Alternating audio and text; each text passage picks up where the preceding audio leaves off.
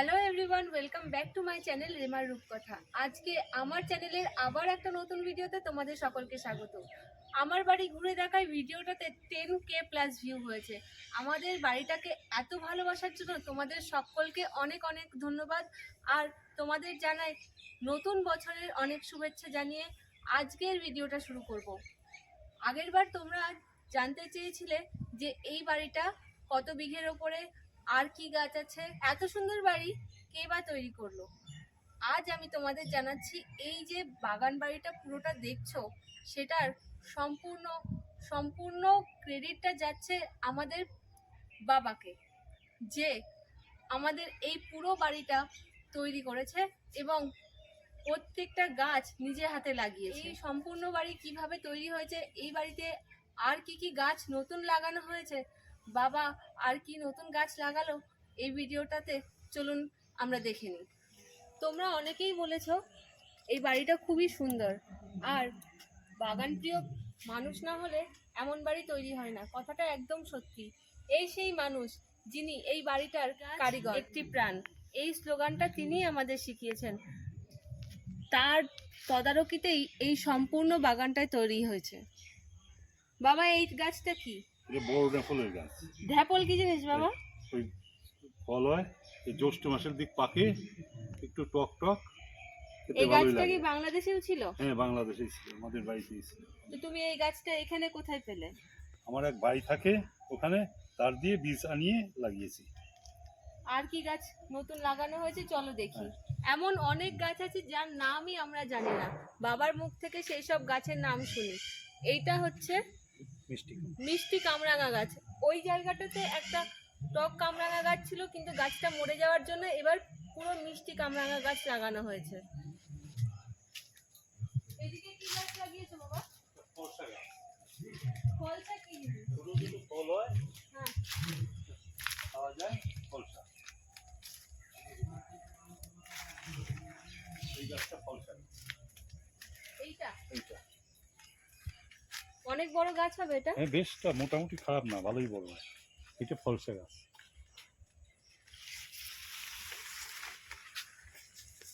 তুমি কি ছোটবেলায় এই ধরনের ফলগুলো খেতে? হ্যাঁ হ্যাঁ, ছোটবেলায় আমরা অনেক।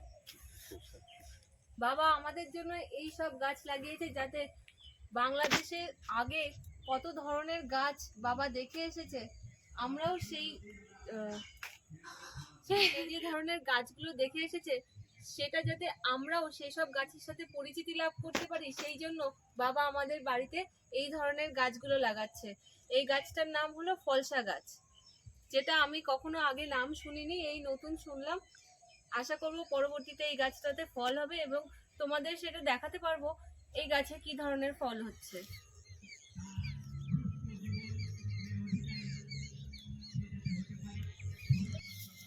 এইটা হচ্ছে আমাদের বাড়ির সীমানা। অনেকে জিজ্ঞাসা করেছে আমাদের বাড়িটা কতটা জায়গার উপরে। আমাদের এই পুরো বাড়িটা প্রায় 1.5 বিঘে জায়গার উপরে। কলা বাগানের মধ্যে এই একটা আঁশফল গাছ লাগানো হয়েছে। আঁশফল গাছ আমি এখনো দেখিনি, এই গাছটা বলে বিশেষ করে জঙ্গলের মধ্যেই হয়। কোথা থেকে পেলে বাবা এই গাছটা? ফুল গাছের একজন দিয়েছে আমাকে।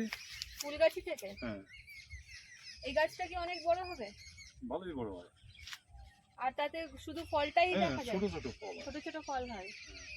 তো চলো, আজকে অনেক নতুন গাছ দেখালাম। তোমরাও এই গাছগুলো চেনো কিনা কমেন্টে কিন্তু অবশ্যই জানিও।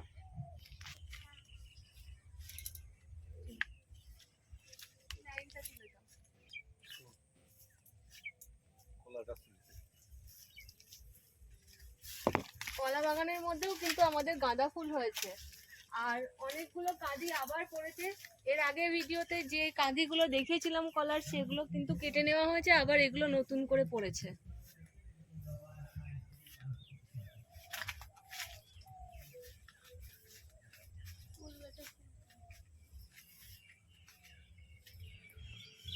এর আগের ভিডিওটাতে যে ছোট ছোট গাঁদার চারাগুলো দেখিয়েছিলাম সেগুলো এখন বড় হয়ে ফুল দিতে আরম্ভ করেছে।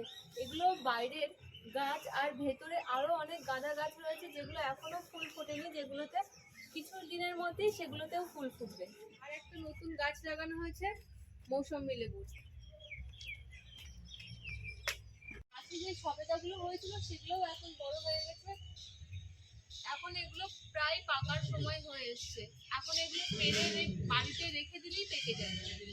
অনেকে আমাকে জিজ্ঞাসা করেছে যে বাড়িতে নারকেল গাছ কোথায়, আসো তোমাদের নারকেল গাছ দেখায়। তোমরা অনেকেই আমার বাড়ির নারকেল গাছ দেখতে চেয়েছিলে। বাড়িতে প্রায় আগে 60টা নারকেল গাছ ছিল, তা ওগুলো এখন কেটে ফেলা হয়েছে। আর যেগুলো রয়েছে সেগুলো চলো তোমাদের ঘুরে ঘুরে দেখাই। এটা একটা গাছ যেখানে নারকেল হয়ে রয়েছে, আর বাকি ডাব প্রায় বিক্রি করে দেওয়া হয়। আসো আরো গাছ দেখাই।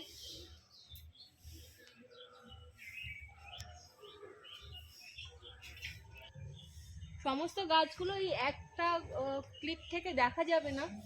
ওই যে ওখান থেকে শুরু করে বাগানের ভেতরে প্রায় এখন 20 থেকে 30টা নারকেল গাছ রয়েছে।